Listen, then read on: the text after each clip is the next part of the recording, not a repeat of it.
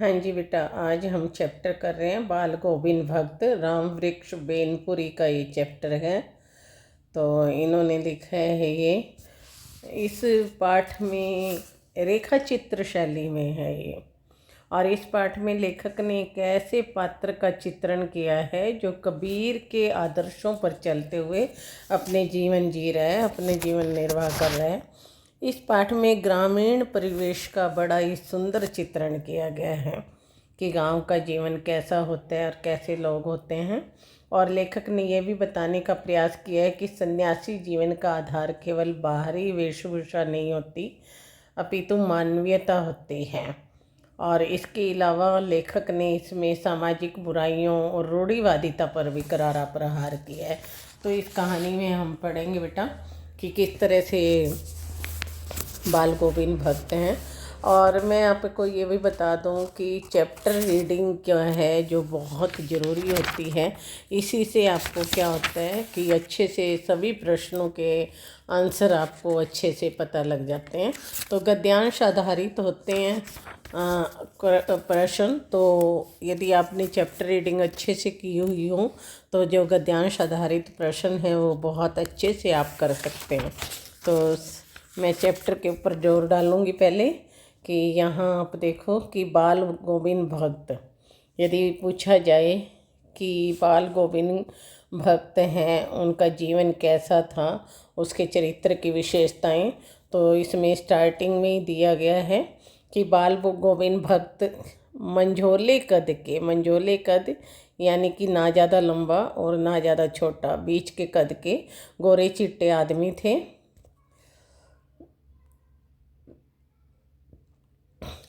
60 से ऊपर के ही होंगे।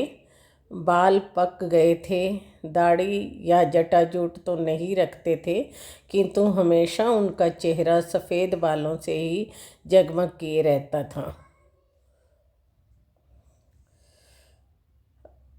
सफ़ेद बालों से जगमग किए रहता था।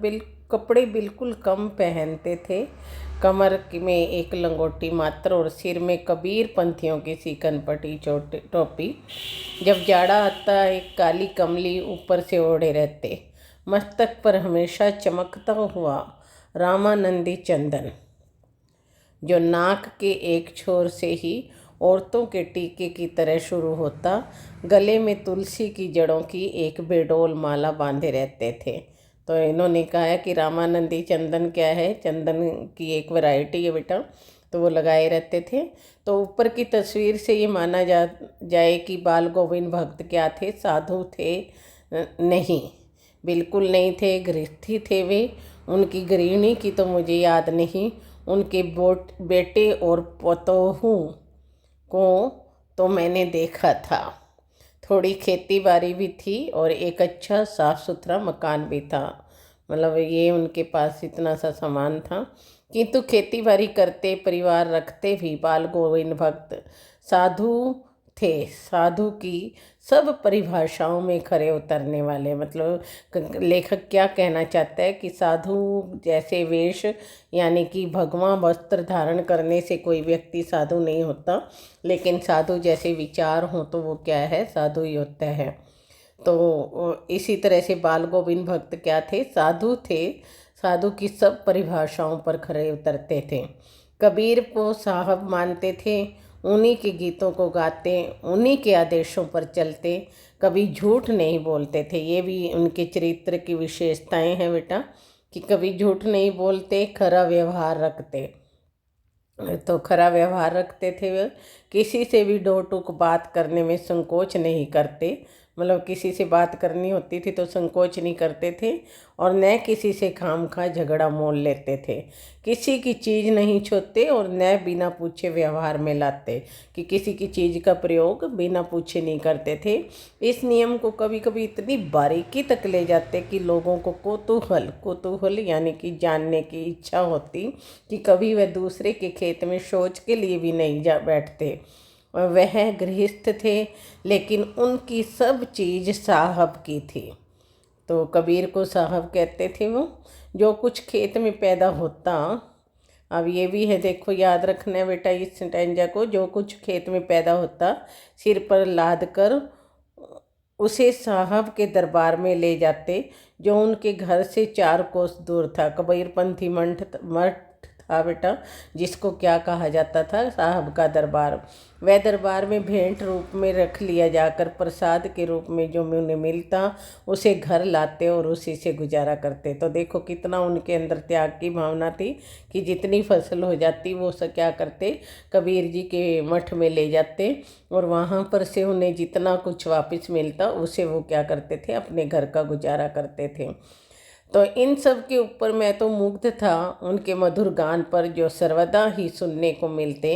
कबीर के वे सीधे साधे पद जो उनके कंठ से निकलकर सजीव उठते।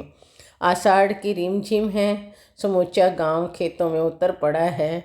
कहीं चल रहे हैं, हल चल रहे हैं, तो कहीं रोपनी यानी कि फसलों की बिजाई हो रही है। धान के पानी भरे खेतों में बच्चे उछल रहे हैं। औरतें कलेवा लेकर, कलेवा यानी कि खाना लेकर मेड़ पर बैठी हैं। आसमान बादल से घिरा है, धूप का नाम नहीं। ठंडी पुरवाई, पुरवाई मीन्स हवा चल रही है। ऐसे ही समय आपके कानों में एक स्वर तरंग झंकार सी कर उठी। यह क्या है, यह कौन है, यह पूछना न पड़ेगा। बाल गोविंद भक्त समूचा शरीर कीचड़ से लथड़े अपने खेत में रोपनी कर रहे हैं। उनकी अंगुली एक एक धान के पौधे को पंक्तिबद्ध खेत में बिठा रही है। उनका कंठ एक एक शब्द को संगीत के जीने पर चढ़ाकर कुछ को ऊपर मतलब वो बता रहे हैं कि किस तरह से गा रहे हैं कि कुछ को ऊपर स्वर्ण की ओर भेज रहा है और कुछ को इस पृथ्वी की मिट्टी पर खड़े लोगों के कानों की ओर। बच्चे खेलते हुए झूम उठते हैं। मेड़ पर खड़ी औरतों के होंठ कांप उठते हैं। वे गुनगुनाने लगते हैं कि जब बच्चे जो बाल गोविंद भक्त हैं वो गाते हैं तो बच्चे क्या है, खेलते खेलते झूमने लग जाते हैं और औरतों के होंठ भी क्या है, कांपने लग जाते हैं यानी कि गुनगुनाने लग जाते हैं। हलवाहों के पैर ताल से उठने लगते हैं। रोपनी करने वालों की उंगलियां एक अजीब क्रम में चलने लग जाती हैं कि जिस तरह का राग बाल गोविंद भक्त गाते हैं तो फसल रोप रहे हैं जो, उनकी उंगलियां भी क्या है, संगीत के अनुसार चलने लग जाती हैं। तो ये बाल गोविंद भक्त के संगीत का जादू है। तो बाल गोविंद भक्त के संगीत का असर लोगों के ऊपर क्या पड़ता था, ये इस पैराग्राफ में साफ दिखाई देता है कि जब वो फसल बोते थे तो वो अपनी सुर के तान के अनुसार क्या है, फसलों को पंक्तिबद्ध करते रहते थे। उसी तरह से गांव की औरतें भी गुनगुनाने लगती थी, बच्चे झूमने लगते थे और जो रोपनी कर रहे होते थे वो भी क्या है, एक अजीब से क्रम में अपनी उंगलियों को चलाते थे। तो भादों की वह अंधेरी अधरतिया अभी थोड़ी ही देर पहले मूसलाधार वर्षा खत्म हुई है। बादलों की गरज, बिजली की तड़प में आपने कुछ नहीं सुना हो, किंतु अब झिल्ली की झंकार या दादुर यानी कि मेंढक की टर टर बाल गोविंद भक्त के संगीत को अपने कोलाहल में डुबो नहीं सकती। उनकी खंजड़ी बजाने वाला यंत्र होते हैं, डिमक डिमक बज रही है और वे गा रहे हैं। क्या गा रहे हैं बेटा कि गोदी में पियवा चमक उठे सखिया चिहुक उठे ना। हाँ, पिया तो गोद में ही है कि तुम्हें समझाती है, वह अकेली है, चमक उठती है, चिहुक उठती है। और उसी भरे बादलों वाले भादों की आधी रात में उनका यह गाना अंधेरे में अकस्मात कौंध उठने वाली बिजली की तरह किसी ने चौंका देता। कि जब अंधेरे में कोई भी गाता है ना बेटा तो उसकी आवाज़ ज़्यादा गूंजती है, लेकिन बाल गोविंद भक्त की आवाज़ तो ऐसी ही थी कि जिसका जादू सा असर होता था लोगों के ऊपर। तो वो उनका गाना सुन के सभी चौंक उठते थे। अरे अब सारा संसार निस्तब्धता में सोया है, बाल गोविंद भक्त का संगीत जाग रहा है, जगा रहा है। तेरी गठरी में लागा चोर मुसाफिर जाग जरा। तो ये क्या है, रात के टाइम क्या है, बाल गोविंद भक्त गा रहे हैं कि तेरी गठरी में लागा चोर मुसाफिर जाग जरा। जब सारे व्यक्ति सो जाते हैं उस समय बाल गोविंद भक्त ये गाना जो है गाते हैं। कार्तिक आया नहीं कि बाल गोविंद भक्त की प्रभातियाँ शुरू हुई, जो फागुन तक चला करती। इन दिनों वह सवेरे ही उठते, न जाने किस वक्त जाग कर वह नदी स्नान को जाते। गांव में 2 मील दूर वहां से नहा धोकर लौटते और गांव के बाहरी पोखरे के ऊंचे डंडे। अब यहाँ बेटा उनके संगीत की बात कही गई है कि उनका संगीत मुझे पोखर पर ले गया था, अभी आसमान के तारों के दीपक बुझे नहीं थे। हाँ, पूरब में लोही लग गई थी जिसकी लालिमा को शुक्र तारा बढ़ा रहा था। खेत, बगीचा, घर सब पर कुहासा छा गया था। कुहासा मीन्स कोहरा। सारा वातावरण अजीब रहस्य से आवृत घिरा हुआ मालूम पड़ता था। उस रहस्यमय वातावरण में कुश को चटाई, तो ये देखो कि चटाई पर पूरा मुंह काली कमले ओढ़ है। तो यहाँ बताया कि उस रहस्यमय वातावरण में एक कुश की चटाई पर पूरा मुंह काली कमले ओढ़े बाल गोविंद भक्त अपनी खंजड़ी लिए बैठे थे। उनके मुंह से शब्दों का तांता लगा था। उनकी उंगलियां खंजड़ी पर लगातार चल रही थी। गाते गाते इतने मस्त हो जाते, इतने सुरूर में आते, उत्तेजित हो जाते कि मालूम होता अब खड़े हो जाएंगे। कमली तो बार बार सिर से नीचे सरक जाती। मैं जाड़े में कंपा रहा था, किंतु तारे की छांव में भी उनका मस्तक के श्रम बिंदु जब तब चमक ही पड़ते। तो किस तरह से मतलब वो लगे रहते थे। तो गर्मी में ये देखो बेटा, कई बार पद्यांश में इसका ये स्टेंजा जो है वो आ जाता है। तो आपने करना है कि ये जो पैरा जो है ये मतलब पूरा ही स्टेंजा गर्मियों में से लेकर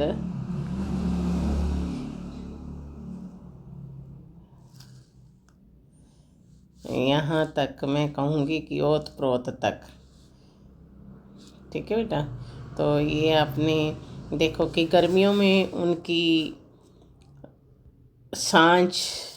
संध्या कितनी उमस भरी शाम को न शीतल करती। अपने घर के आंगन में आसन जमा बैठते गांव के उनके कुछ प्रेमी भी जुट पाते। खंजड़ियों और करतालों की भरमार हो जाती। एक पद बाल गोविंद भक्त कह जाते। उनकी प्रेमी मंडली उसे दोहराती, तिराती, 2 बार गाती, 3 बार गाती। धीरे धीरे स्वर ऊंचा होने लगता, एक निश्चित ताल, एक निश्चित गति से। उस ताल स्वर के चढ़ाव के साथ श्रोताओं के मन भी ऊपर उठने लगते। धीरे धीरे मन तन पर हावी हो जाता। होते होते एक क्षण ऐसा आता कि बीच में खंजड़ी लिए बाल गोविंद भक्त नाच रहे हैं और उनके साथ ही सबके तन और मन नृत्यशील हो उठे हैं।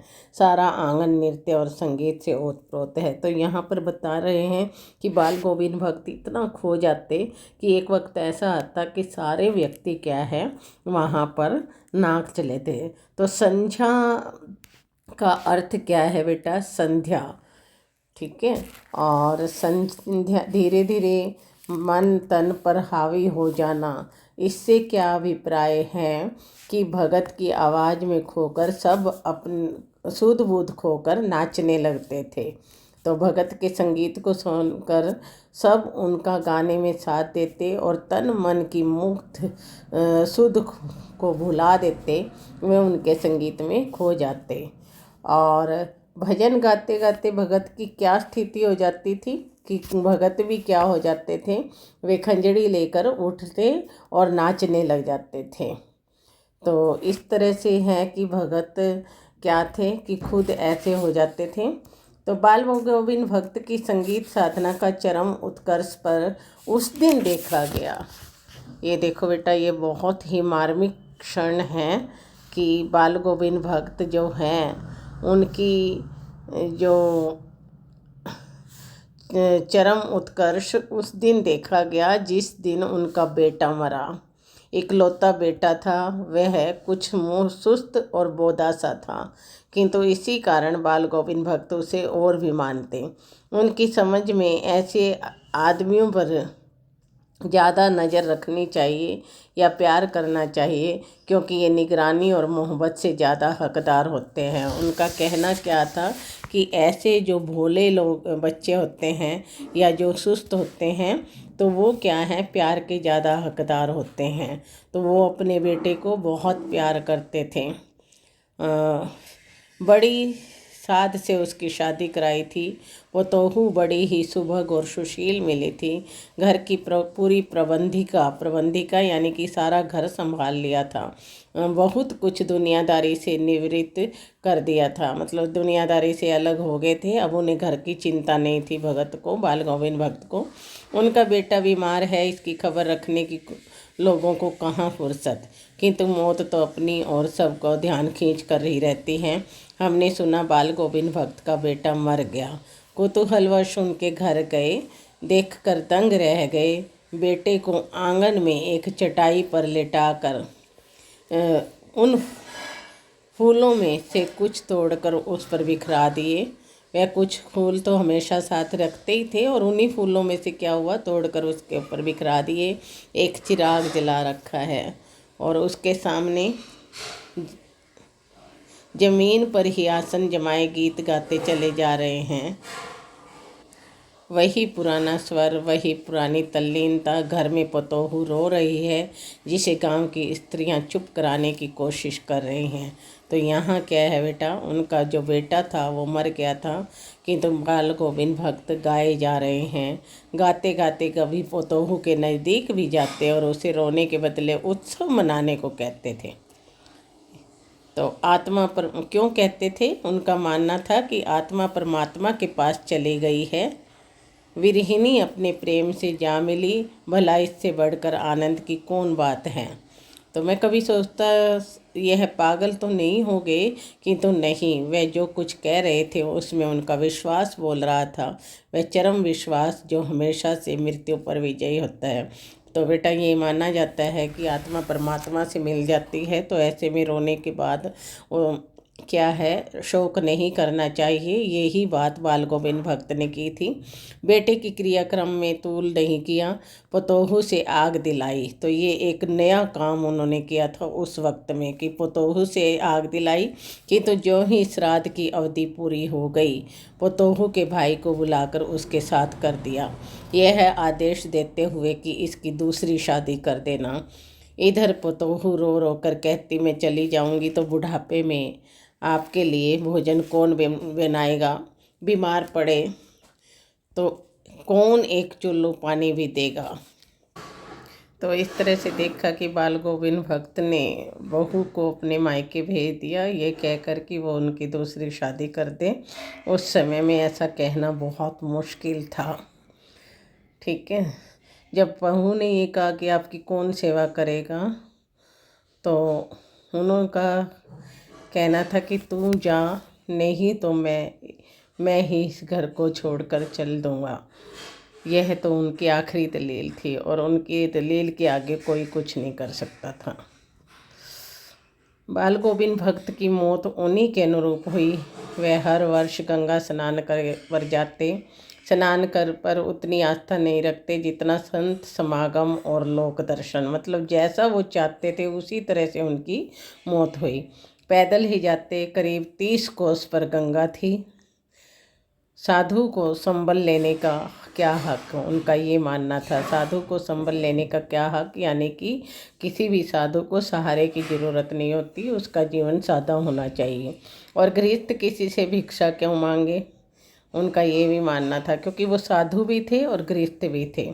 तो दो सिद्धांत थे उनके कि साधु को सहारे की आवश्यकता नहीं होती, और गृहस्थी भी थे, इसलिए उन्होंने कहा था कि गृहस्थ भिक्षा क्यों मांगे। तो अतः घर में खाकर चलते और घर पर ही लौट कर खाते। रास्ते भर कंजड़ी बजाते गाते, जहाँ प्यास लगती पानी पी लेते। 4-5 दिन आने जाने में लगते, किंतु इस लंबे उपवास में भी वही मस्ती। अब बुढ़ापा आ गया था, किंतु टेक वही जवानी वाली। इस बार लौटे तो तबीयत कुछ सुस्त थी। खाने पीने के बाद भी तबीयत नहीं सुधरी, थोड़ा बुखार आने लगा, किंतु नेम व्रत को छोड़ने वाले नहीं थे।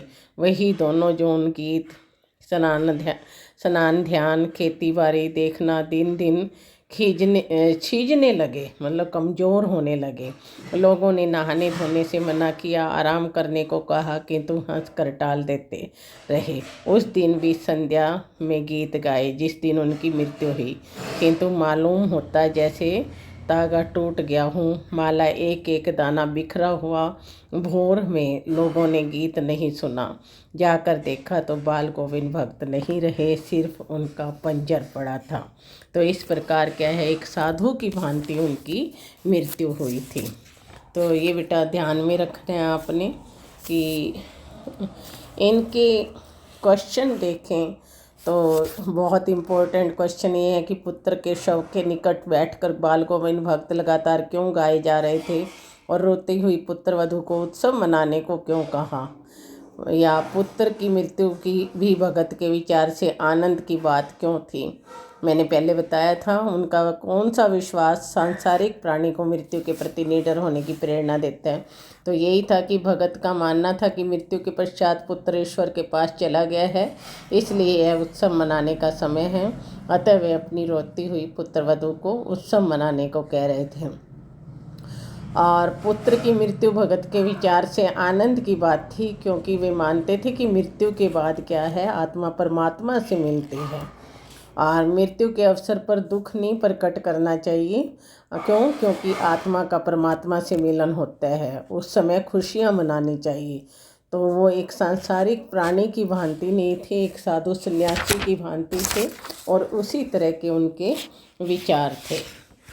इसके अलावा यदि हम देखें, क्वेश्चन आ सकता है कि बाल गोविंद भक्त अपने सुस्त और बोधे से बेटे के साथ कैसा व्यवहार करते थे। तो उनका ये मानना था कि जो सुस्त और बोधे होते हैं उनके साथ स्नेहपूर्ण व्यवहार करना चाहिए। मैंने आपको पढ़ाते वक्त भी बताया था, क्योंकि उनको ये मानना था कि ऐसे लोगों को प्रेम और सहानुभूति की ज़रूरत होती है। इसलिए अपने बेटे के साथ उनका व्यवहार क्या था, आत्मीयता से परिपूर्ण था। वे उसकी विशेष देखभाल करते थे और उससे बहुत लगाव करते थे। और एक क्वेश्चन आ जाता है कि बाल गोविंद भक्त पाठ में किन सामाजिक रूढ़ियों पर प्रहार करते हैं। मैंने आपको बताया कि उन्होंने क्या किया था। समाज में वैसे स्त्रियों को शमशान में भी नहीं ले जाते, लेकिन उन्होंने अपनी पतोहू से ही अग्नि दिलवाई थी अपने पुत्र को, और उन्होंने प्रचलित रीति थी उसको बिल्कुल विरोध कर दिया। दूसरी, विधवा विवाह को भी बल दिया उन्होंने, कि उन्होंने अपनी बहू के भाई को कह दिया कि इसे ले जाएं और इसका विवाह कर दें। बाल गोविंद जो सदगृहस्थ थे, ये आप कैसे समझते हैं? तो हम इसकी कैसे कह सकते हैं कि उनके बेटा भी था, बहू भी थी, खेती बाड़ी का काम करते थे और अपनी जीविका चलाते थे, और वे ना तो किसी की बुराई करते थे और ना ही किसी की बुराई सुनते थे। मैंने आपको बता दिया था कि बाल गोविंद भक्त की चारित्रिक विशेषताएं क्या थी, वो विशेषताएं आप इसमें लिख सकते हैं। बाल गोविंद भक्त के संगीत को लेखक ने जादू कहा है, ये भी मैंने आपको बताया था कि जब वो फसल रोपते थे तो क्या था, वो बड़े अनोखे अंदाज में रोपते थे, संगीत गाते थे। उनका संगीत सुरीला था, तो उनकी आवाज़ सुनकर औरतें भी होंठ कांपने लग जाते थे उनके, और वो गाने लगती थी, बच्चे झूमने लगते थे। और जो रोपनी करते थे लोग, उनका भी क्या था, बढ़िया मतलब सुर और लय में वो रोपनी करते थे। तो इस तरह से उनका संगीत का जादू पूरे गांव के ऊपर था। बाल गोविंद भक्त की मौत उन्हीं के अनुरूप हुई। ये बहुत अच्छा एग्जाम्पल कि बाल गोविंद भक्त के लिए मृत्यु दुख का नहीं बल्कि आनंद बनाने का कारण था। मृत्यु उनके लिए आत्मा परमात्मा का मिलन था, इसलिए उन्होंने अपने पुत्र की मृत्यु के बाद अपनी बहू को कहा था कि वह रोए नहीं। अपने व्रत नेम को उन्होंने अपने अंतिम समय तक नहीं त्यागा। आपको लास्ट स्टैंजा में बताया है, मृत्यु से पहले हमेशा की तरह स्नान सांझ के समय ईश्वर भक्ति में लीन होकर कबीर के पदों को गाते रहे। उनके लिए मृत्यु कभी मन को विचलित करने वाली नहीं थी, इसलिए उनकी मौत उनके अनुरूप हुई। तो इसमें आप लास्ट वाली लाइनें सारी लिख सकते हैं बेटा।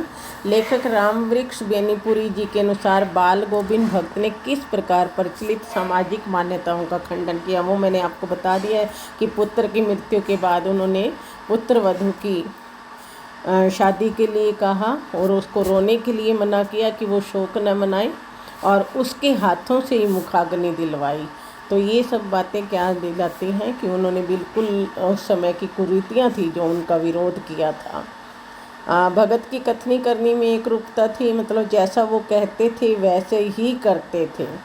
तो जैसे रूढ़िवादियों बातों का सारे मेन क्वेश्चन उसी तरह से ही आएंगे। इसमें एक आपने ये ध्यान रखना है कि पुत्र वधू को विवाह के लिए भी कहा, पुत्र की मृत्यु के बाद शोक मनाने का विरोध किया उन्होंने, और उसके भाई को कह दिया कि वो अपने घर ले जाए उसको। और तीसरी बात, उसकी जो है मुखाग्नि भी उसके हाथों ही दिलाई थी। इसके अलावा साधु थे और साधु जैसे थे, गृहस्थी होते हुए भी वो साधु थे। ये सारी बातें बेटा मैंने आपको सारी चैप्टर के अंदर बताई हैं। एक भगत की किस दलील ने के आगे उनकी पतोहू की एक न चली, तो ये आपको बताई थी कि भगत ने क्या कहा कि जब उनकी पुत्र वधू ने कहा कि मैं कैसे आपको छोड़ के जाऊं, कैसे मैं दूसरी शादी करूं, तो आपको खाना कौन बना के देगा, आप बीमार पड़ गए तो आपकी देख रेख कौन करेगा। तो भगत ने सीधा कहा था कि यदि तू न गई तो मैं घर छोड़कर चला जाऊंगा। तो इस दलील के आगे उसकी एक न चली। और हर वर्ष गंगा स्नान जाते समय भगत के मन में क्या विचार होते थे कि उनका ये मानना था कि संत समागम में रहना और अच्छी बातें सीखना। 30 कोस तक वो पैदल यात्रा करते थे और घर कर से खाकर जाते थे और घर आकर ही खाते थे। तो उनका ये मानना था कि संत समागम और लोग साधु को संबल लेने का क्या हक, यानी कि एक साधु है तो उसको संबल की ज़रूरत नहीं होती, और गृहस्थ को क्या है किसी से भिक्षा की आवश्यकता नहीं होती। इस तरह से बेटा ध्यान में रखना है कि ये सब बातें कि बाल गोविंद भक्त जो है किस तरह से थे, उनकी सारे बारे में बहुत इम्पोर्टेंट चैप्टर है बेटा, बिल्कुल याद होना चाहिए। और अब ये आपने चैप्टर बहुत अच्छे से सुना है, तो पद्यांश कहीं से भी आ जाए बेटा, कहीं से भी कुछ भी आ जाए तो आप बहुत अच्छे से कर सकते हैं। धन्यवाद। इसमें मेन बेटा आपने ये ज़रूर ध्यान रखना है बाल गोविंद भक्त की चारित्रिक विशेषताएं और बाल गोविंद भक्त पाठ में किन सामाजिक रूढ़ियों पर प्रहार किया गया है। तो ये दोनों मैंने आपको बता दी है कि एक तो यही कि उन्होंने पुत्र वधू को रोने से मना किया, दूसरी बात उन्होंने अपनी पुत्र वधू के हाथों से ही मुखाग्नि दिलवाई अपने पुत्र को, तीसरी बात उन्होंने पुत्र वधू के पुनर्विवाह की बात की कि उसका दोबारा से विवाह कर दिया जाना चाहिए। तो इस तरह से उन्होंने क्या है सामाजिक बुराइयों पर कड़ा प्रहार किया है।